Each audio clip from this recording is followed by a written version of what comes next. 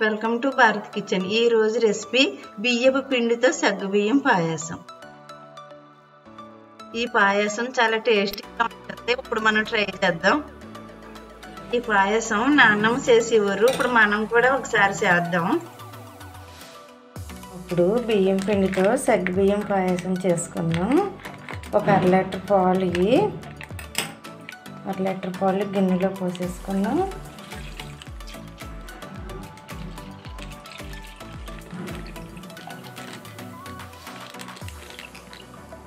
అర లీటర్ పాలకి ఈ గ్లాస్తో గ్లాస్ వాటర్ పోస్తున్నాను.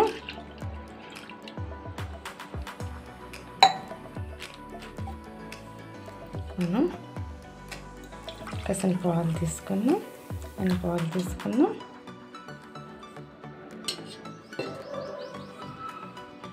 స్టవ్ మీద పాలు పెట్టాను. పాలు కాగుతున్నాయి. పాలు కాగిలోపి సగ్గుబియ్యం కొద్దిగా నెయ్యి వేసుకుని నెయ్యి కలుపుకొని ఉంచుకుందాం. పాలు మరిగేటప్పుడు సగ్గుబియ్యం వేసుకుందాం. నేతిలో సగ్గుబియ్యం కలిపితే గమ్మని పాలు ఇరగవు. ఒక్కొక్కసారి సగ్గుబియ్యం ఇరిగిపోతూ ఉంటాయి. ఇలా కలుపుకోవాలి. పాలు పొంగొచ్చాక సగ్గుబియ్యం వేసుకుందాం. మనం ఇప్పుడు బియ్యం పిండితో పూర్వకాలంలో మా నాన్నమ్మ సగ్గుబియ్యం బియ్యం పిండితో పాయసం చేశారు. చాలా టేస్ట్గా చేశారు నా చిన్నప్పుడు. ఇప్పుడు ఈ బియ్యం దోరగా వేపాను.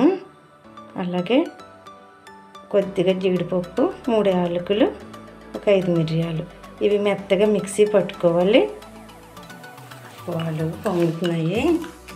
ఇప్పుడు మనం సగ్గుబియ్యం వేసేసుకుందాం.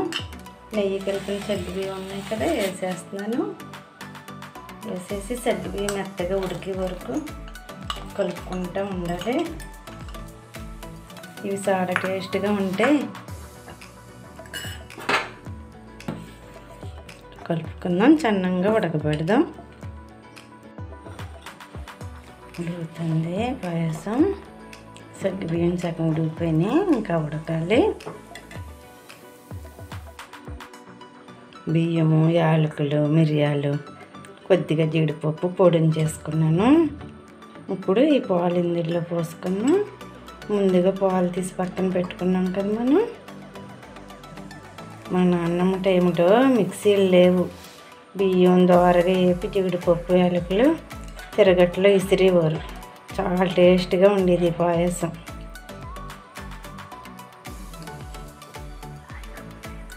ఈ మిగిలిన పాలు పాయసంలో పోసేస్తున్నాను. సగ్గుబియ్యం 3 వంతులు ఉడికిపోయినాయి.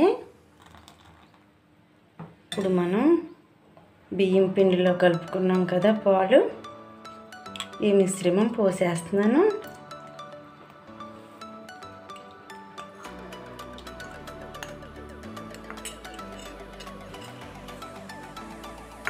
ఇవి కాసేపు ఉడకాలి.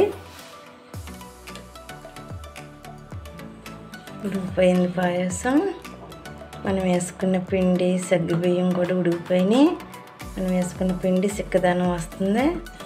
మనం బెల్లం వేసేసుకున్నప్పుడు స్టవ్ ఆపేస్తున్నాను. బెల్లం వేసుకుందాం. స్టవ్ ఆపేసి వేసుకోవాలి బెల్లం. బెల్లం వేసి కలిపేసుకుని కాసేపు మూత పెట్టుకుందాం. బెల్లం అంతా కరిగిపోతుంది. పాయసం చల్లారితే స్పూన్తో తినేలా వస్తుంది. మూత పెట్టేస్తాను. సగ్గుబియ్యం వరిపిండి పాయసం రెడీ అయిపోయింది. ఈ పాయసం చాలా టేస్ట్గా ఉంటుంది.